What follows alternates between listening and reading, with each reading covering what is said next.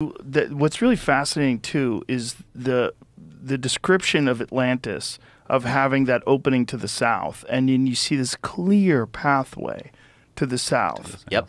Everything lines up. The shape of Atlantis, like the concentric circles, the amount of them, earth to water, the way the representation of it as described, right. The mountains to the north, like everything lines up. And not only that, all that salt is all, if people play around with this on Google Earth, you can check the elevation by using your mouse. All the areas with all the most significant amounts of salt happen to be at the lowest elevations, which I think is corresponding evidence that seawater had settled and later evaporated there. And as you see here, you can see it rips through the entire Sahara. And if you look at their study that's showing the trans-Saharan seaway of 56 to 66 million years ago, it shows that the water blasted to the south, but it does not show it going west over the Richat. So I feel like there was some other event, something separate that happened. And I mean, yeah, these photos are spectacular. The photos are spectacular, but could you zoom out again, please, Jamie? The thing that's crazy is how clearly it looks like water came over that and washed back. Oh, look at the left side of that image. It looks so clearly like massive amounts of water came over there and then pulled back. Like, look at the way it's eroded. Do you want something that's going to blow your mind? So this area right here.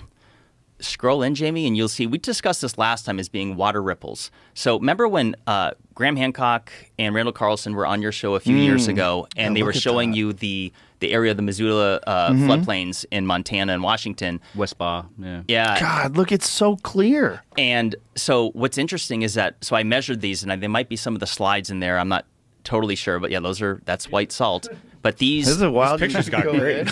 Well, that's like amazing. Taking some recent satellite amazing. photos. God, it's amazing. You can keep digging in like that. So these ripples, when you pan out, so the ones that Randall had showed you, those were something like closer to 300 feet apart and 50 feet high. I've measured these more than 3,000 feet to 6,600 feet in between each ripple and more than 200 feet high. Wow. So if these are indeed caused from like ripples like you see on the beach from catastrophic flooding, this is a force of water that is truly, it goes beyond the mind's comprehension. It's something that I don't think we could even understand. But if you pan out, people have to understand that this is a couple hundred miles from one side to the other. Yeah. And so this would have been a force of flood water that I think goes beyond anything we could have thought possible. I think this is why scientists have somehow missed it, because I don't know how to say this, but no one else seems to be talking about this. Now, the structure that you think is Atlantis, how tall are those concentric rings? So it is the entire structure from one side to the other is nearly 30 miles, but the interior structure of the concentric circles is 16 miles. And this is one argument that's made against it, is that the size dimensions that Plato had gave are significantly smaller.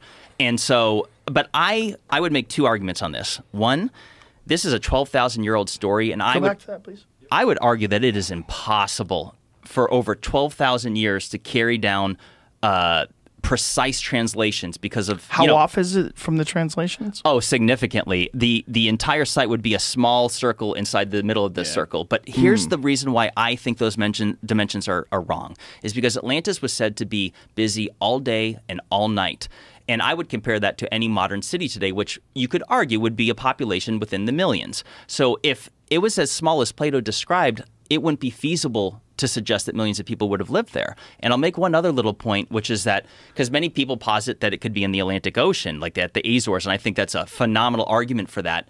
But if I was to defend the Richat, or I would say that if this was a place that was spoken from languages of all over and was said to be a trading hub, I don't think that it would be as feasible to suggest that Atlantis would be in the middle of the Atlantic Ocean as opposed to West Africa, which was green at the time. This whole area was connected by a network of rivers, which I should have some slides in there. Close to the coast. You could get boats in. You wouldn't have to venture out in the middle of the ocean unless you described in your video. Rivers. You make a very, very compelling argument. My question, though, how tall are those circles? Like, how high do those things go? I want to say 60 feet from... Or 60, actually, no, excuse me. I want to say 100 feet at some of the highest points down to the salt. I'd have to